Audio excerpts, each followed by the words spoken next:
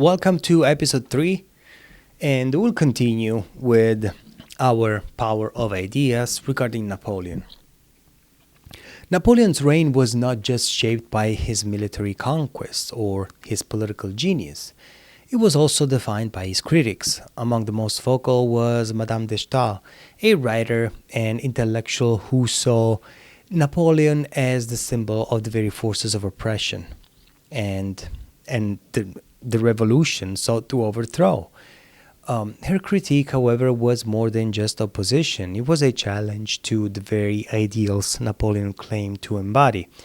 In this episode, we will explore how Napoleon's vision and unity and stability was constantly at odds with the deep fractures in French society, and how his reforms, while groundbreaking, were often shadowed by the autocratic rule of the autocratic nature of his rule. Madame de Staël was a prominent French-Swiss writer, an intellectual known for her advocacy of freedom and individual expression. She also fiercely opposed Napoleon, which eventually led to her exile from France. Madame de Staël believed that the French people never truly loved Napoleon. In fact, she argued that they didn't love him at all. At first, they simply preferred him as the lesser evil compared to the chaos of the revolution. The central flaw in Napoleon's promise to bring peace to France, as Madame de Staël understood, was that his very nature as a military leader required constant wars to sustain his image and glory. She famously said, "He can only live in agitation. He can only breathe freely in a volcanic atmosphere. All his interests advised him to go to war." Despite promising peace, Napoleon would lead France through 15 years of almost continuous warfare, wars that would ultimately prove catastrophic for the nation. We'd be making a big mistake if we only viewed Napoleon as a man of war and reduce his reign to just a series of military campaigns. Napoleon was not just a general, he was a highly active and ambitious politician with a clear vision of what he wanted to achieve, and for the most part, he succeeded. The revolution was over, and the terror was over, and the excesses of the past would never be repeated under Napoleon's rule. He took significant steps to distance himself from the revolutionary period. For example, he abolished the feast of January 21st, which marked the anniversary of Louis XVI execution. And he also eliminated the celebration of July 14th, the day of the storming of the Bastille. It wasn't until 1848 that France would again celebrate July 14th. Napoleon replaced the old revolutionary celebrations with a new tradition centered around a little saint that he found, a made-up Christian saint named after himself, called Saint Napoleon. The name was chosen because it sounded a lot like his own, and he tied the saint's feast to the day of his birthday, conveniently, August 15th. And even though Saint Napoleon wasn't a real historical figure, like in the Christian canon, Napoleon convinced the Pope to create this feast day to serve his political goals. By creating Saint Napoleon, Napoleon tried to link his rule to divine approval, making it seem more legitimate. Although the Catholic Church never officially recognized the feast day, it became a way to celebrate Napoleon's leadership and symbolize the end of the revolution.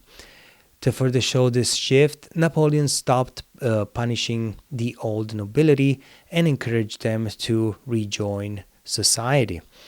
Napoleon's government promoted two key ideas: ralliement, unity, and amalgame, merging. These slogans reflected his goal of bringing together the old aristocracy and the new middle class, groups that had been at odds during the revolution. By uniting them into one ruling class, Napoleon resolved much of the conflict that had fueled the revolution and created a more kind of like a stable society, a sort of stable society. Napoleon ended the persecution of the church and restored freedom of worship by signing the Concordat. However, this didn't mean a complete return to the old ways. While the church regained some influence, Napoleon ensured that Protestants and Jews kept the equal rights they had gained during the Revolution, something unimaginable before that time. Even as bishops praised Napoleon as a man of providence and celebrated the feast of San Napoleon, he held the principle of equality for all citizens. Napoleon also kept several key promises of the revolution. He enforced equality before the law, ensured transparency in public finances, and protected private property. On these issues, he was firm, and he maintained the secular nature of the state. That said, his commitment to secularism occasionally softened, particularly in the area of education. Overall, though, Napoleon's empire remained a secular state. And then there is the Napoleonic Code. This was a groundbreaking legal framework that ensured all citizens had the same civil rights, covering areas like property and family law. While it was developed by a commission of jurists, Napoleon was deeply involved in its creation. The commission held 102 meetings to develop the plan, and Napoleon personally presided over 57 of them. He didn't delegate this task to others. He played an active role in shaping the Napoleonic Code himself. The Napoleonic Code introduced several lasting changes, including the popular jury in courts, but he also brought some aspects that might make us uncomfortable. Criminal justice under Napoleon's regime was harsher than under the previous regime, the Ancien regime, with the death penalty and forced labor applied more broadly and for a greater variety of crimes. Napoleon was a man of order and equality before the law, but his laws were severe, especially when it came to protecting private property. Napoleon's empire was highly centralized. The administration and organization of the state were key to his vision. In fact, the word organiser, to organize, became widely used in French. Thanks to Napoleon's influence, he envisioned a modern regime inspired by contemporary advancements, like electricity. As Napoleon put it, the chain of execution of orders must descend from the emperor to the ministers, to the administration with the speed of electric fluid. It is really a strange term to be used during that time, but that just gives us a glimpse of also the willingness to promote progress at the same time.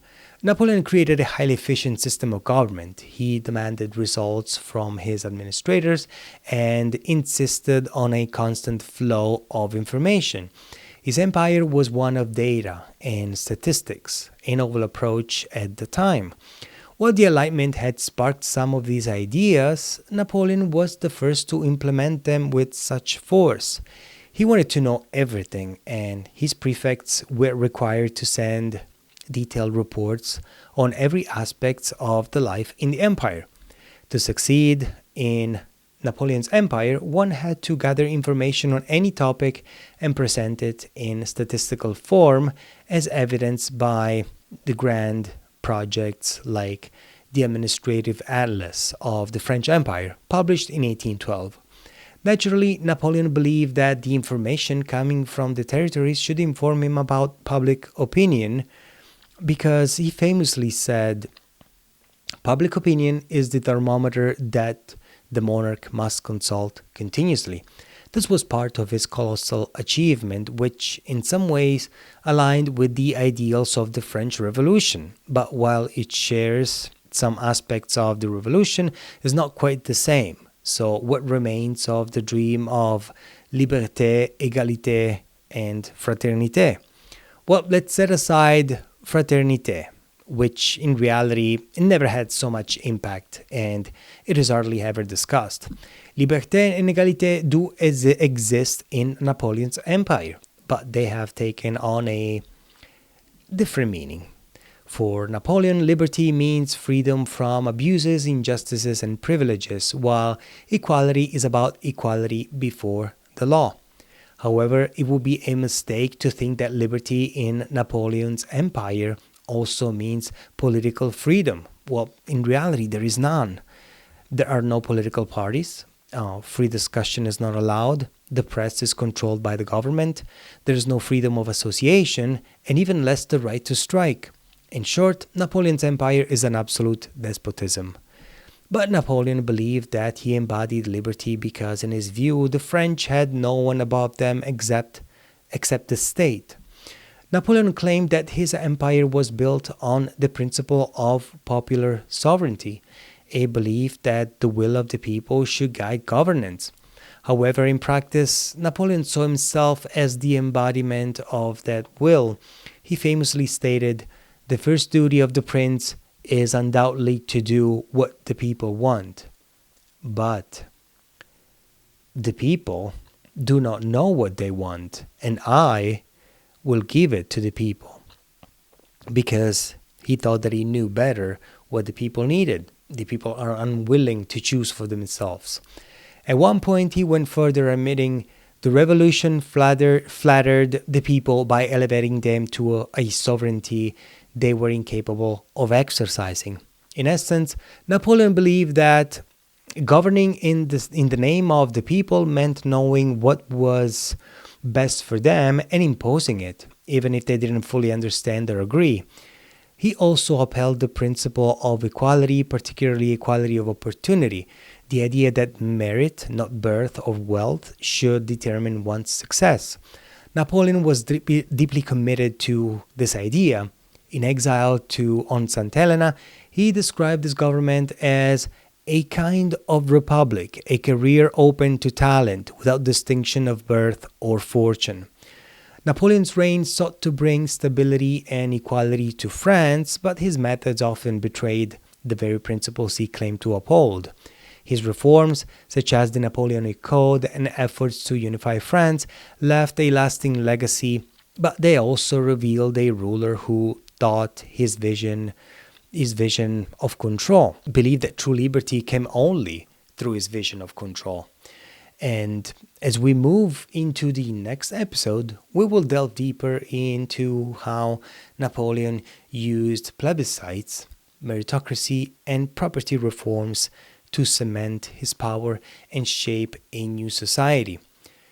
Do you believe Napoleon was a visionary, or do you think he was a tyrant? The answer is more complicated than we might think. This is the end of episode 3, ladies and gentlemen, and it's been a pleasure, and I will see you next time. Thank you for tuning in. Bye.